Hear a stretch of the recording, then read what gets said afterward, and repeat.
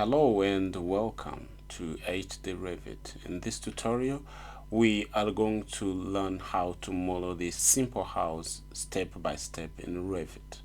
And how are we going to do that? I'm going to show you some steps and then I will leave you with some exercises so that you might practice what you come to learn right now.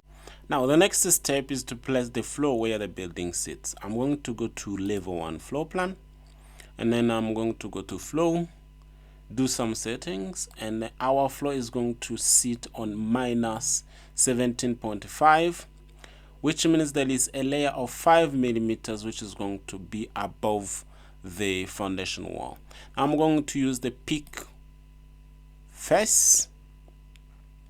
lines, and I'm going to use the exterior faces of our walls, and then we place like this, and it is going to actually become so easy this way. I'm going to do this.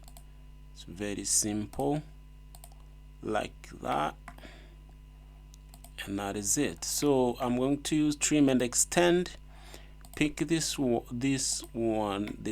here, and pick this line here with this one is going to intersect that way, and here we intersect it that way, and then we hit finish, and when we go to 3D, you can now see that we have this foundation wall 5 millimeters below the floor, which is really true.